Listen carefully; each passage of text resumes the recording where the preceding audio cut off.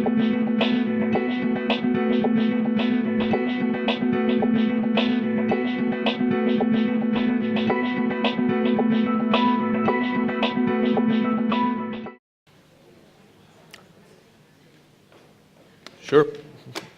Right. Well, good morning, everyone.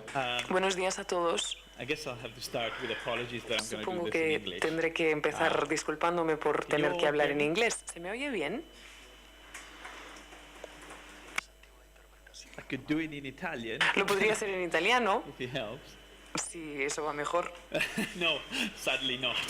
No, por desgracia en No, castellano yes, ni en catalán no. Years of Sydney and years of Oxford took No, all the latino muchos out of años me, so en I Sydney y apologize. en Oxford me han I'll try quitado to todo lo speak slowly latino. in English, if that's Hablaré okay. lentamente en But inglés, can si you hear eso me fine? ayuda. Yeah. ¿Se me oye bien? Good. Okay. Awesome. Right. So, my name is Michele Acuto. I'm, Bueno, pues soy Michele Acuto. as he said, a whole bunch of Y titles. tal but como I'm él le ha dicho, mostly, tengo director muchos of cargos, research muchos in títulos, pero engineering soy at básicamente el University director de College London. investigación y profesor senior en la Facultad de Ingeniería en el University College of London. Muchas gracias por haberme invitado. Voy a hablar de lo que hacemos en la iniciativa del liderazgo de las ciudades. Es un laboratorio que yo dirijo en la CGLU y que se estableció hace unos 18 meses entre la University College London, ONU Habitat y el Banco Mundial. Y hace un par de meses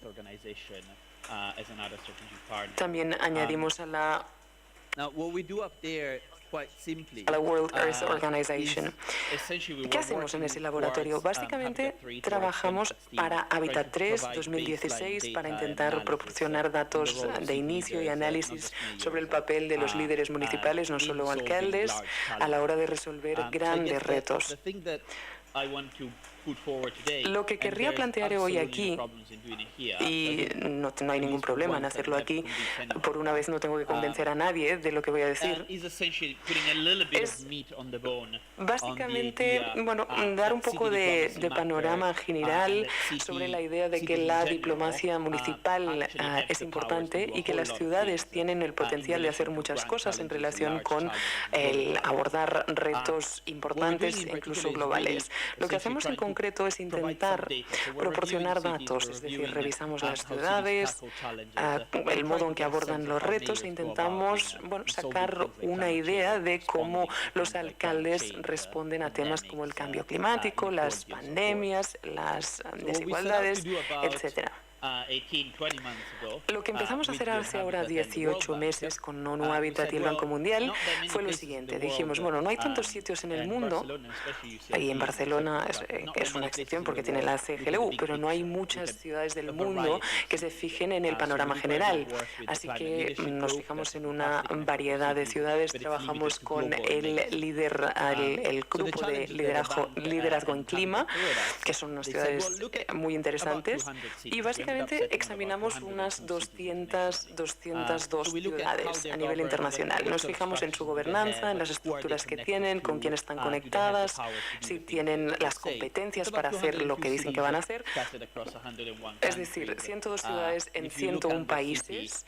Y si nos fijamos en la palabra ciudad en sí misma, pues tenemos cosas muy extrañas en medio de Alaska o abajo del todo de la Patagonia.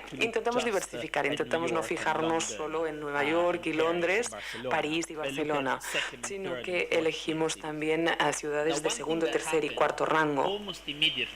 Lo que pasó casi inmediatamente cuando empezamos a trabajar con todas estas ciudades es que básicamente nos dimos de bruces con la actividad. No podíamos contar la historia de cómo las ciudades abordan los retos globales o cómo están conectadas en agendas políticas internacionales o cómo desarrollan planes estratégicos sin pensar en qué conexión existía entre ellas.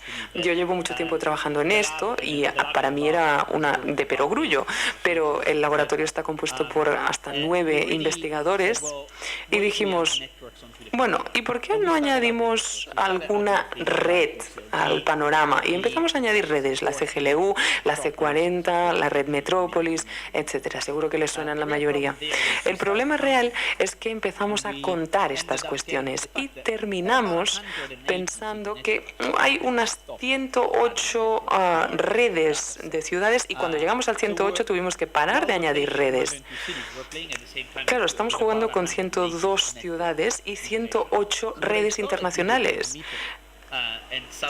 Y yo lo que quiero plantear hoy aquí y darles unos cuantos datos es fijarme en las redes, en las ciudades conectadas. ¿Qué hacen las redes? ¿Qué tipo de competencias tienen? ¿Y por qué podemos hablar ahora del poder, del potencial de la diplomacia municipal entre ciudades? Esto es algo que empezamos hace 3 o 4 meses porque empezamos a fijarnos en esa conexión entre ciudades y nos dimos cuenta de que teníamos que fijarnos también en los actores submunicipales, en concreto los actores empresariales. Y hay mucha conexión de liderazgo empresarial entre ciudades. Por ejemplo, en Barcelona tenemos Barcelona Global, pero también en Londres hay London First, el Comité de Sydney, que son agentes tan importantes y tan influyentes como las redes de ciudades. Así que, bueno, el mandato en concreto por parte del Banco Mundial y de ONU Habitat, pero también de la WHO, ahora también, es ese, ver cómo las ciudades abordan estos retos. Y, a ver, intentaré no arrollarlos demasiado con cifras, pero bueno, soy académico, al fin y al cabo no lo puedo evitar. Voy a intentar ser moderado. Bueno, pues nos fijamos en el reto principal para estas ciudades que estamos examinando, la cuestión más candente. Puede parecer bastante de perogrullo, este es el porcentaje de lo que nos dijeron las ciudades y luego lo que nos dijeron también las redes. Obviamente que los retos medioambientales, sociales, de gobernanza, de finanzas, etcétera. Pero lo que nos sorprendió es que existía, bueno, casi la mitad de las respuestas no se podían categorizar fácilmente en, por ejemplo, la categoría de reto medioambiental o reto de movilidad o económico o financiero. Había como una especie de categoría extraña que contenía cosas muy complicadas. Por ejemplo, la corporación o la colaboración exigida entre sectores.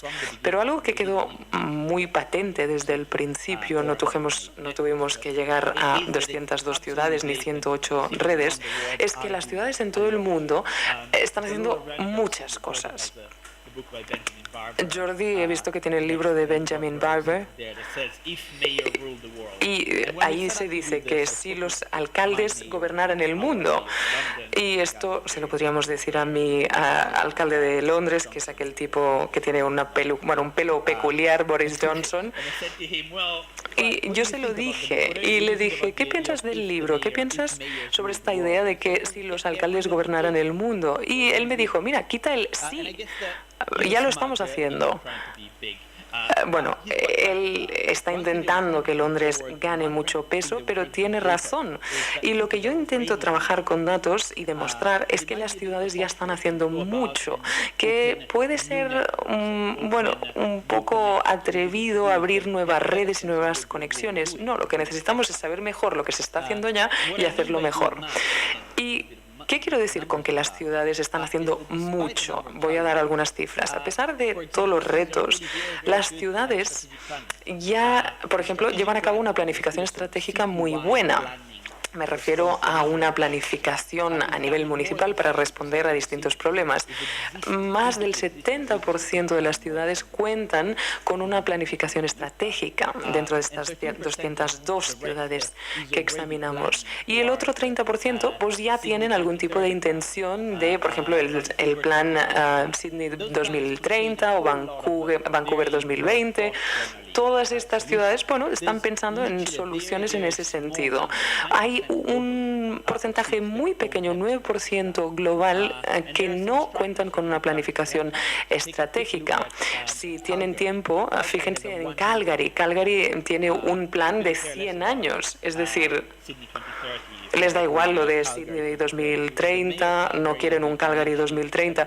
El alcalde de Calgary dijo, planifiquemos un siglo, a ver, cómo va a estar estar esta ciudad dentro de 100 años? Todo esto sucede a la vez que nos damos de bruces con otros retos. Y son, bueno, retos cruciales, esenciales, que siempre están ahí, que estamos intentando ayudar a ONU Habitat y al Banco Mundial a resolver.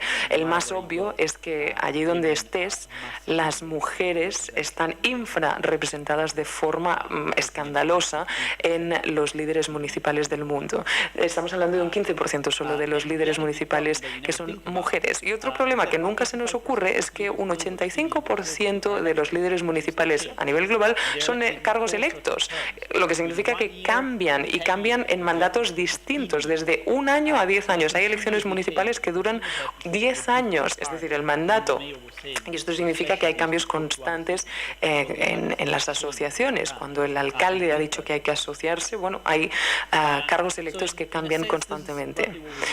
Bueno, pues esto es lo que estamos haciendo en el laboratorio. Hablaré un poco más de la parte de arriba. Trabajamos en redes entre ciudades, también las alianzas con el sector privado, también cómo funcionan las ciudades en la gestión del conocimiento, la colaboración con universidades, y tenemos una línea de investigación que se fija más en concreto en la irrupción del sector digital, el concepto de Smart City y cómo eso cambia la gobernanza. ¿Qué quería decir cuando digo que las ciudades tienen potencial, tienen poder? Bueno, que las ciudades son capaces de llevar a cabo, es decir, de tener cohesión, de promover la cohesión, de aplicar políticas. El Climate Leadership Group publica un informe en el que habla de esta cuestión, del temas de coacción, de aplicación de políticas. ¿Qué significa? Bueno, que las ciudades tienen esa palanca, tienen esa capacidad, y esto les otorga influencia a nivel global. Pero un tema en el que nos fijamos menos, pero está cobrando mayor importancia si queremos hablar de las ciudades en el siglo XXI, es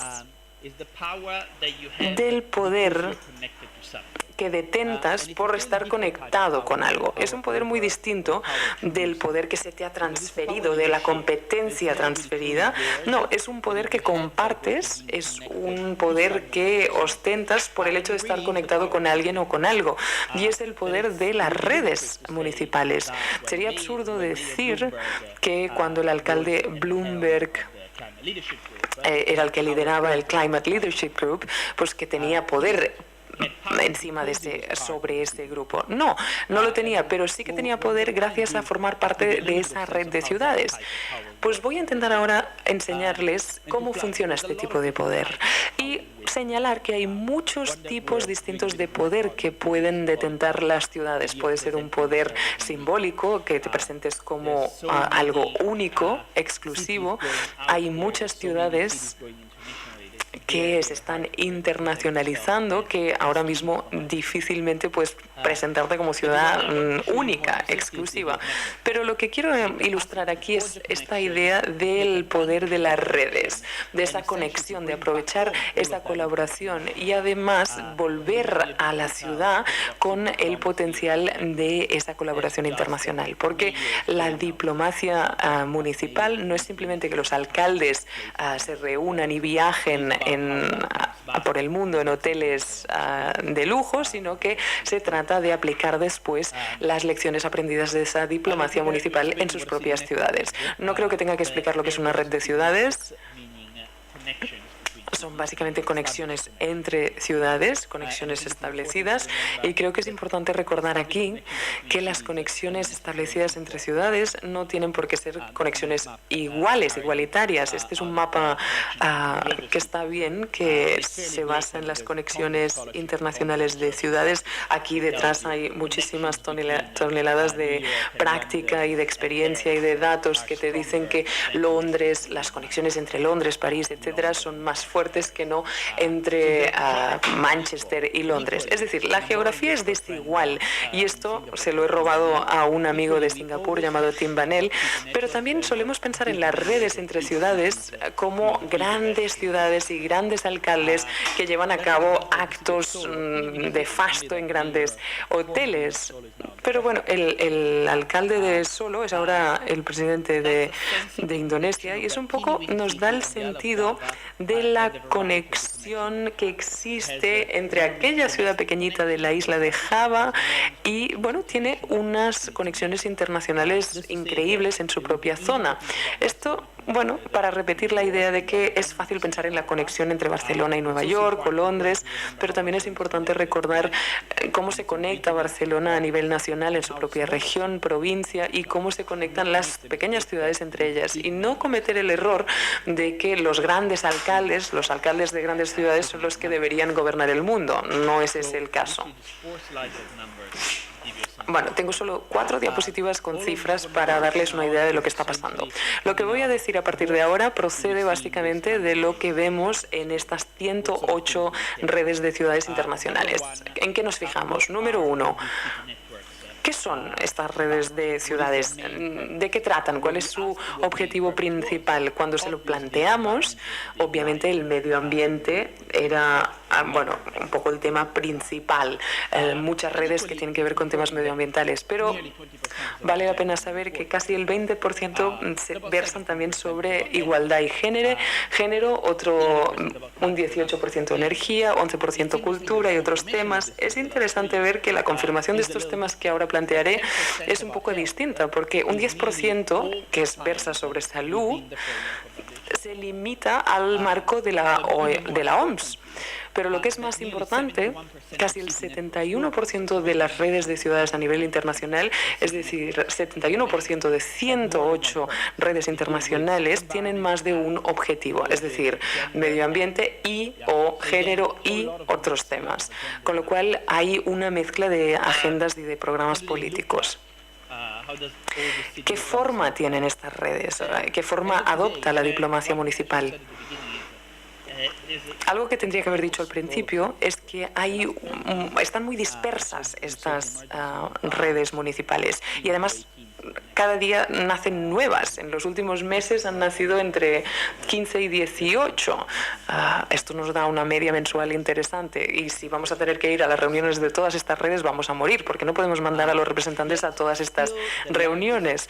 Pero el tipo de red más grande que vemos a nivel mundial son las redes nacionales, como la Asociación Italiana de Municipios o el Congreso de Estados Unidos de alcaldes estadounidenses, etcétera. Son redes estatales. Están cambiando. Es decir, el 24,4% son redes internacionales, redes transfronterizas, o el 16% que son redes regionales. Esto significa redes regionales como Eurocities o CityNet en el sureste asiático. Y lo que nos deja más tranquilos también es que el 50% siguen siendo redes clásicas de un rango. Hay una secretaría en un lugar que controla toda la red. Y hay solo un rango de ciudades. Pero esto está cambiando. Ya he dicho que cada vez nacen más redes, pero el 30% de estas redes ahora tienen 2 niveles. La CGLU está pasando ahora de un sistema jerárquico de arriba abajo a una red de redes. La C40 también, o ICLEI también está haciendo esta transferencia. Y además se está pluralizando. Hay cada vez redes con múltiples secretarías. ¿Qué hacen? Cuando hacemos diplomacia municipal, esta diapositiva es un poco rara, pero para darles la idea de que la diplomacia municipal no es simplemente reunirse, beber y comer canapés en un hotel. No, la diplomacia municipal es lo que producen estas redes entre ciudades. ¿Cuál es el resultado?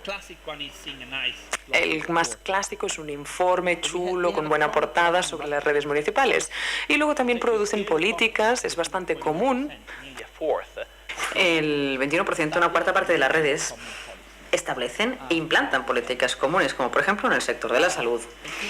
Y lo mismo se puede decir.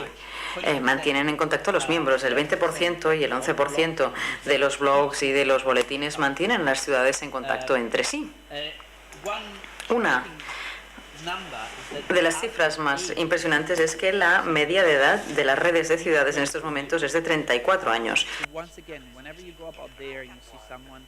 Y cuando la gente te está vendiendo que esto es el centro de la ciudad y que es una cosa nueva, pues bueno, yo os aliento a pensar que es algo que está ya muy bien establecido. Quizás hayamos pasado por un par de décadas donde dominaba el Estado. Pero las redes de ciudades existen desde hace muchísimos años, incluso en su modalidad moderna. Algunas de estas redes tienen ya más de 100 años. Así que hay muchas redes nuevas, sí, pero también hay otras largamente establecidas. Y vamos a ver con qué frecuencia más o menos se reúnen físicamente. La mitad de esas redes de ciudades se siguen reuniendo una vez al año globalmente. Así que el gran reto es mantener en marcha esta conversación para que esas políticas se hagan realidad, aunque uno no consiga reunirse constantemente, porque es bastante difícil y costoso llevar a la gente de Barcelona a Londres cada 2 semanas. Imaginémonos lo difícil y costoso es enviar a la gente pues o de Medellín o de Colombia al UN Habitat cada no sé cuántos meses. Un par de cuestiones más. Algunas preocupaciones que también abrigamos. ¿Qué pasa si colocamos otra vez a las ciudades en el mapa de las redes? ¿Cómo se gobiernan estas redes? Pues sigue siendo bastante desequilibrado. Aquí vemos un ejemplo de dónde se encuentran los países y ciudades donde está radicada una mayor cantidad de las secretarías de estas redes. Se observa que en Japón es donde tenemos el mayor número de redes de ciudades con una sede dentro de sus fronteras. Tokio es la ciudad donde hay más redes de ciudades, no es Nueva York, aunque el segundo país más importante en cuanto a redes de ciudades y coordinación de redes de ciudades es precisamente Estados Unidos. Y hay 8 ciudades que no estén basadas en Londres, sino en Bruselas. Las redes de ciudades están pues también coordinándose mucho más con las instituciones multilaterales. A España no le va mal en términos globales. A escala internacional, con cosas como, por ejemplo, la CGLU, en España hay 3 grandes redes de ciudades con sede aquí. La cifra preocupante es que el 72% de las redes de ciudades siguen en el norte. Aunque tengan una gran representación del sur, pues siguen teniendo su sede en el norte global, en términos globales.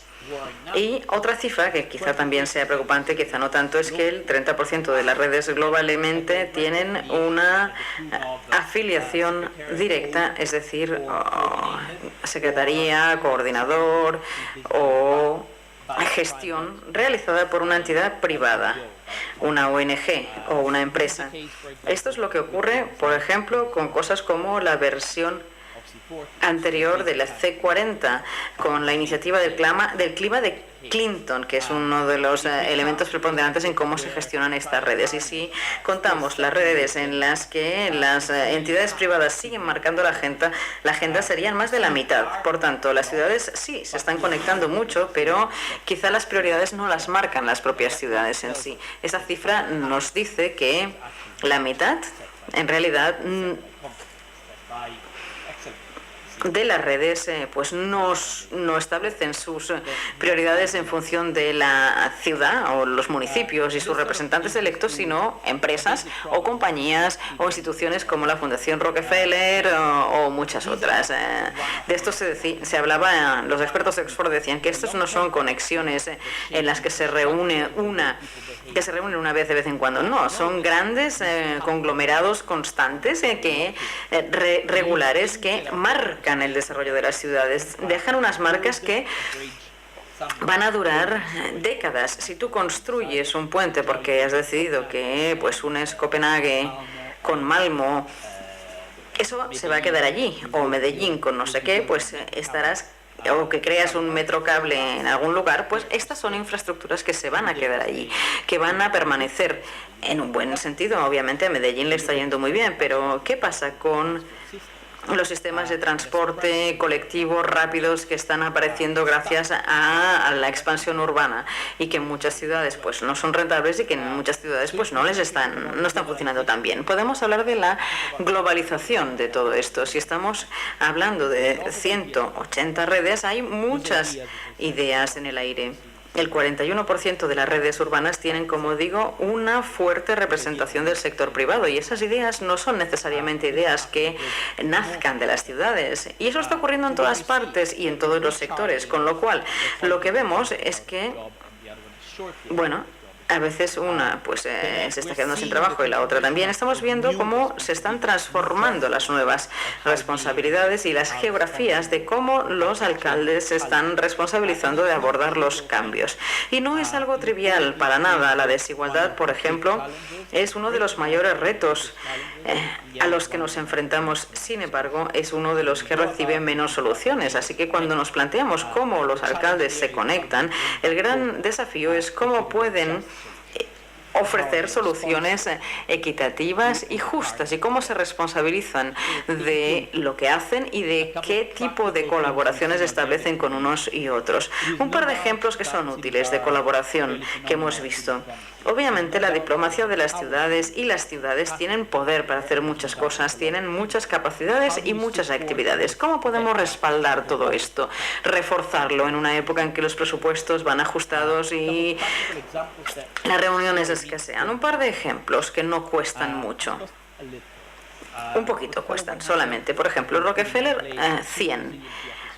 Ha ofrecido pues unas oficinas de ciudad baratas que se ocupan de la resiliencia de la ciudad. Este es Patrick Otellini de San Francisco, que pretende implantar este modelo en 100 ciudades. Este es un ejercicio muy sencillo. Se trata de implantar a una persona de verdad física dentro del ayuntamiento que se ocupe de la planificación a largo plazo, que se dedique a mejorar la resiliencia de las ciudades. El medio ambiente, otro de los grandes temas, uno de los mayores, cada vez tendrá más prevalencia en los próximos años. Nueva York y Bloomberg, un funcionario digital barato. Se hablaba en la alcaldía de la agenda de la Smart City, el hecho de que haya personas que se ocupen de cómo se comporta una ciudad, cómo se regula y cómo se conecta con otras ciudades en el espacio digital. Por desgracia ya no existe este puesto. Esto es la parte de la ciencia barata que viene del Reino Unido. Poner a un funcionario científico a bajo coste. Información que ofrecen estos funcionarios, y como concejal o como alcalde pues uno tiene que procesar muchísima información, tiene que leer muchísimos informes, son numerosos, largos y muy especializados. Por eso es interesante contar a una persona que se ocupe de seleccionar la mejor evidencia disponible y que nos ayude a escoger cuáles son las mejores maneras de unir la ciencia y las políticas públicas. Y el último ejemplo, algo que también estamos haciendo con la OMS sobre salud mundial. También ciudades seguras para los adolescentes, con UN Habitat. Estamos preguntando si nos basta con si basta con enviar a los concejales o a los alcaldes, o si hay que formar a un funcionario para que sepa negociar, para que tenga conocimientos básicos de comercio internacional, de diplomacia internacional, formación en estos campos. Y parece, al menos para nosotros, para la OMS y para UN Habitat, parece que esta es una inversión fundamental. Es poco costosa, hay 202 ciudades y en cambio hay muchas universidades disponibles, muchas escuelas de ciencias políticas en estas ciudades que podrían ofrecer este tipo de formación.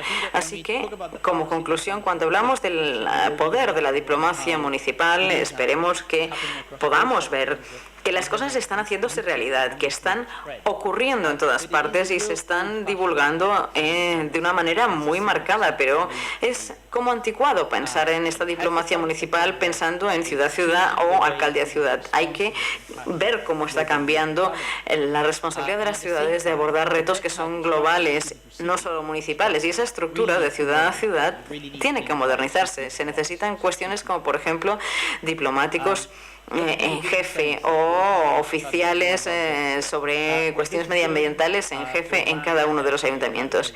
Para UN Habitat y para el Banco Mundial y también para la OMS es interesante este desarrollo de la diplomacia municipal. Muchísimas gracias por la oportunidad que me han dado de intervenir. Gracias.